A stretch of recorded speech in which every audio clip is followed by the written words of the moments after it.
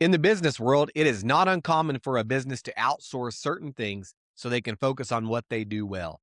And while this often works really well in business, we start to run into a problem when we try to apply that same thinking or that same principle to our spiritual lives. Because you can outsource tasks, but you cannot outsource a relationship. That is what I'm talking about today in the latest podcast episode out now, titled Why Is There Syrup in Your Purse? And yeah, we'll get into it. Welcome to Beyond Church Walls. I am your host, Brad Crow. Around here, we discuss various topics from a biblical perspective and the perspective of Christ followers. Thank you for joining today, and I hope you enjoy the podcast. Hey, welcome back to the podcast. Thank you once again for tuning in to another episode and this whole episode idea. I know you're probably thinking, man, that is one wild title. And I promise you, there is a doozy of a story that goes along with that title. And so let's get into it. A few weeks back, my wife and I were invited to brunch, and we were trying to decide if we wanted to go or not. Not a real big breakfast guy, and so whether I wanted to go to brunch or not, it was hard for me to decide. Also, don't want to blow your mind, but I really like being home. I don't really like leaving the house much. I work from home. I do this podcast from home. I spend a lot of time at home. And so I don't really like leaving the house. I do not really like going to busy places. So our friends who invited us, they were telling us about a few of the things that they had gotten there that they had really enjoyed, trying to talk us into going. And then my friend looked at his wife and asked her something that I never thought I would hear a husband ask their wife. He said, "Hey, do you still have that bottle of syrup in your purse?" I looked over at her and she is flabbergasted that he would think that she's still carrying around a random bottle of syrup from the last time they had brunch, still in her purse. And immediately she fires back with a very confident, absolutely not. Now, he's upset. I'm laughing at this whole exchange. And honestly, I am so invested in this story, I can't even begin to tell you how invested. And so I jump in the middle of it and I ask if he really thought she was still carrying around a bottle of syrup. And she quickly lets us know that carrying a bottle of syrup in your purse apparently makes it extremely heavy. Who would have thought? Now, just to give a little bit more context, my buddy has to have sugar-free syrup. And this brunch place, they don't carry it. And so if he wants pancakes or French toast, his solution is, I need my wife to smuggle some syrup into this place. And honestly, I don't hate the idea. It's actually kind of resourceful. If you're trying to have French toast and a place doesn't have what you need, what else can a guy do?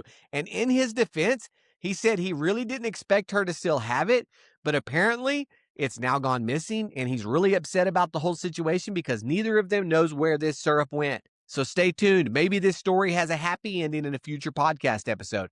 I don't know. Only time will tell. The more I think about this exchange, honestly, it's so wild to me that I actually heard someone ask their wife if they had a whole bottle of syrup just sitting in their purse. He had expected his wife to carry something that technically was never really hers to carry in the first place. And that whole exchange just got me thinking about how we do this sort of thing in everyday life. We end up depending on other people for things we need in the moment. We rely on what someone else has, what someone else brought, what someone else prepared. And spiritually, it's not that different. A lot of times, we do not start with a personal encounter with God. We start with other people's experiences, someone else's faith, someone else's moment with Jesus. And that idea shows up in Scripture in a really powerful way.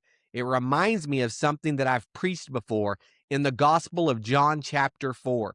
Jesus meets a Samaritan woman at the well. And most of us probably know this story really, really well. But allow me for just a few moments to kind of set the scene. What makes this moment so significant is not just the conversation itself, but who Jesus is talking to.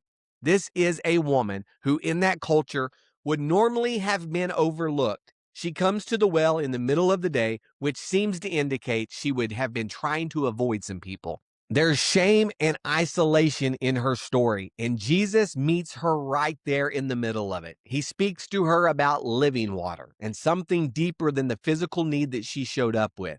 And in that process, he reveals truth about her life that, you know what, he just shouldn't know naturally.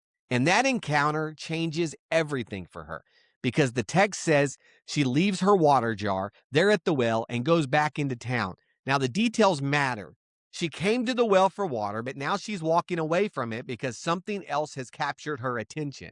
And she goes back into the town and starts telling people, come see a man who told me everything I ever did. Could this be the Christ? That's not a quiet conversation. And listen, that's not private faith. That's someone who just had an encounter with Jesus and can't keep it to themselves. Listen, we should all be able to identify with that story. I remember when I had a true encounter with Jesus, when he set me free from all the things that I was carrying around. I couldn't keep it to myself what he had done in my life. And because of her testimony, a whole group of people from that town starts going out to meet Jesus. At first, their belief is sparked by what she said. Her story opens a door. Her experience becomes the invitation. But then Jesus comes and stays in that town for a couple of days, and the people don't just hear about him anymore. Now, they encounter him for themselves. And after spending time with him, they say something really important. And this is what I really want to get into today. They no longer believe just because of what they had heard from the woman at the well. They now believe because they had heard for themselves. Two things from this really stand out to me. They were prepared for their encounter with Jesus because of the woman at the well, but at the same time, her testimony could only take them so far. Your testimony, your experiences with God, they matter. People need to hear your story. So many of us, we can look back over our lives and we can think back on crucial moments where God used someone to get our attention, or maybe God used someone to really encourage you in a situation that you really needed some encouragement. Listen, I'm grateful that these people were not afraid to share their stories. I remember hearing so many stories back in the day. I remember my grandpa telling me stories about how he would travel and preach and how they would just drive for miles and miles on their vehicle and how they would figure up what they had going out versus what they thought might be coming in, and how time after time they shouldn't have made it. But guess what? They always made it. They always found a way because God always provided. I remember my uncle talking about a time that they were in a church service, and the next morning they were supposed to take some kids from the church to some event where they needed to drive, I think maybe like 200 miles from the house. Their vehicle needed gas, and they were in a church service, and they were taking up an offering. And so he reached in his pocket, he took out the cash that he had, and he dropped it into the offering plate. And so they keep passing the plate. He looks down, and his wife also takes out the cash that she has, drops it into the offering plate. And at this point, my uncle realizes, hey, we've got an issue because that was all of the money we had, and we've got to take kids 200 miles, and we have no gas in our vehicle. And so they had a real need and a real problem. He talked about how they got back to their house and they're having a pretty intense discussion at the table, not knowing what's going to happen next, not knowing how they're going to get there. And the next thing you know, they hear a knock at the door. My uncle goes to the door, and there is an individual standing there that said they felt God wanted them to give them something and handed them some cash. When it looked like they weren't going to make it, when it looked like this was going to be an embarrassing situation because they were going to have to tell a bunch of kids that they didn't have gas and they didn't have enough money to get them somewhere, someone showed up that God had placed on their heart to give them some money for a need, and they had enough to meet the need. Just a few weeks back, a pastor I know had asked on social media for people to pray for his wife. They had found a mass that was cancer, and the next morning she was scheduled to have the mass removed. And so the preacher was asking people to pray for this need. There were so many people praying for this need in this situation. The next day I got on Facebook just in time to see him post that they were able to remove the mass, and they were absolutely wrong because guess what? They tested it and it was not cancer. Listen, but God. Those stories, those testimonies, they're amazing. That message from that pastor, I took a screenshot of it. I sent it to my wife, and we were both just ecstatic over this situation. These stories are amazing, and people need to hear our testimony. I love seeing what God does in other people's lives. I do. But there's something about it when it becomes personal. It just changes when you go from God made a way for someone else to, listen, God made a way for me. And that's why David says in Psalms 34:8, taste and see that the Lord is good. Because at some point, it has to move from hearing about what God has done to experiencing Him for yourself. If you go back to the woman at the well, you will notice when she had an encounter with Jesus, she forgets all about drawing water. In fact, Scripture tells us she left her water jar and she just took off. At this point, she had stopped relying on the physical things she had brought because she had found something greater. And that's why we need our own encounter with Jesus, because this is exactly what an encounter with Him does. It doesn't just add something to your life.